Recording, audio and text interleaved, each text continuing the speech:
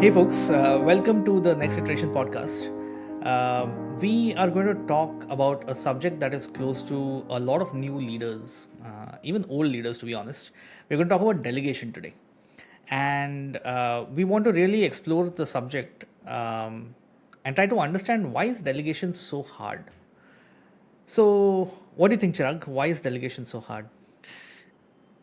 Yeah, delegation is one of those things that is very hard, especially in the beginning, because at that time when a developer is moving from 4, 5, 6 years of being a developer and seeing themselves as this person who's really good at picking up work and knocking it out of the park, doing it really well, caring for quality and so on.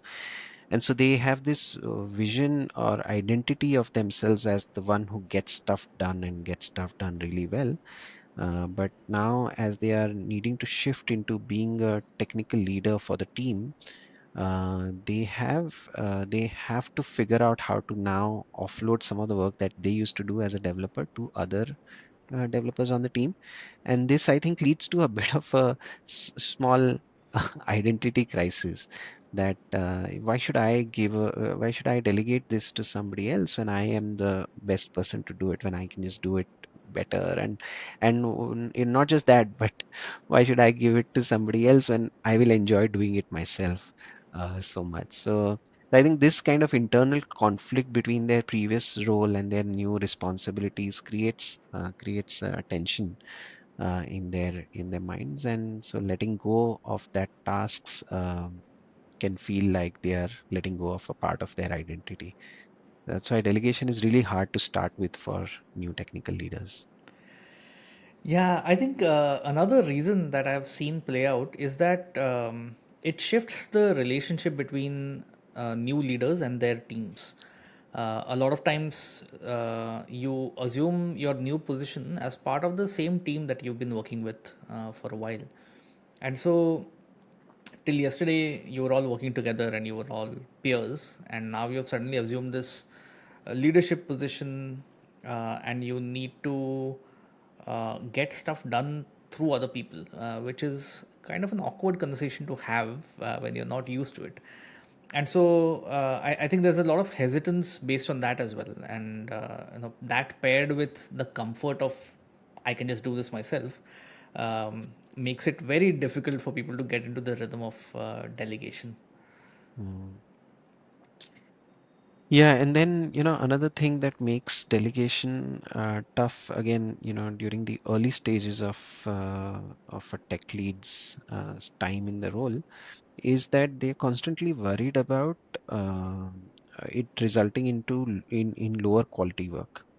They fear that if they Hmm. delegated it to somebody else, the other team member won't meet the same high standards that they hold for themselves on the task that they do. At this stage, early as a tech leader, they've also probably not built the ability to spot talents in people, and Hmm. make these connections in their heads that this person's really interested in that topic and this other person is really good at this subject. So they don't know so much about the people, and but they know the work very intimately, and they're then constantly worried that the work may not get done at the high quality that they have come to expect from yourself. And so this fear of failure, in a way of quality, of lowering quality, is what then causes new leaders to hold on to the tasks, and rather than giving it to somebody else and worrying, and so that then ends up them yeah, trying to do more of these tasks themselves, and that can then lead to burnout and inefficiency for the tech leader themselves. Right. Yeah, I think and the reason why I said in the beginning that delegation is a topic of interest not only for new leaders but even for old leaders or more veteran leaders is that it's really sort of a balancing act um, between uh, micromanagement on one end, which is being too involved in the things that you've already delegated, and over delegation on the other end, where you sort of just wash your hands off after you delegate something. And both those approaches are problematic, of course. And when you word it like that, you understand that it is problematic. But these are, slippery slopes that that you need to walk very carefully on. So let's talk about micromanagement for a minute, right? What basically happens is that you have done your job really well as a developer. That's the reason why you got promoted, and now you're playing a tech lead role.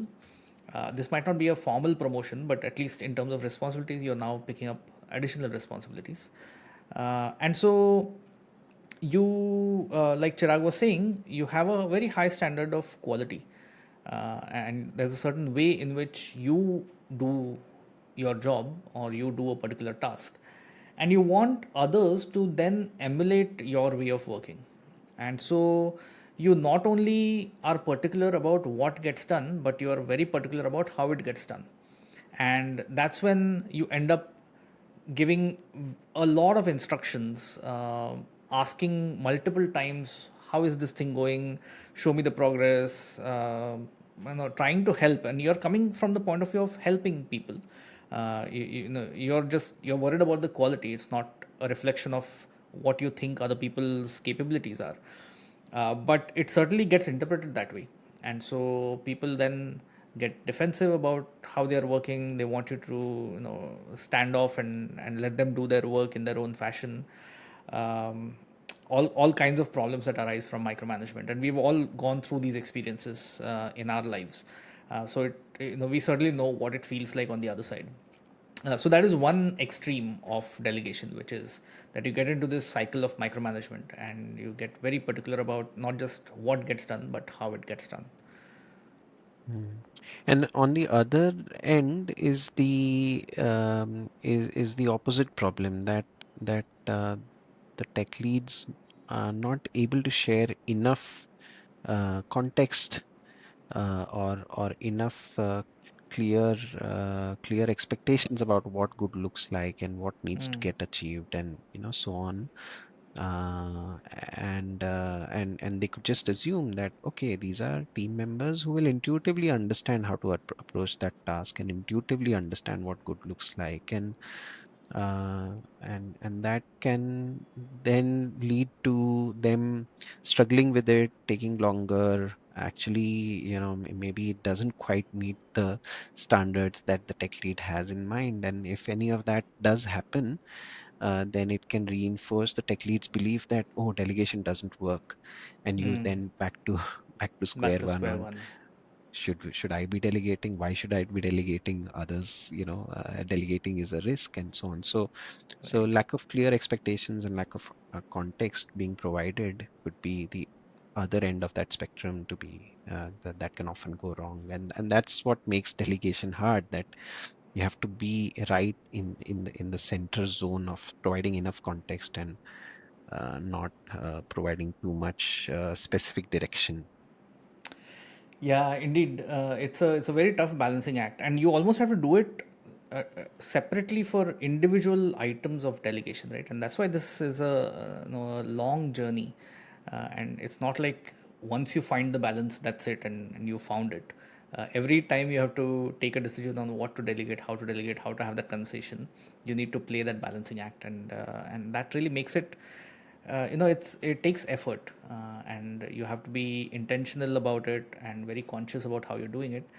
And it's just easy for new leaders to say, I don't want to deal with any of that, I'm just going to do, what I'm good at, and sort of ignore this very difficult skill.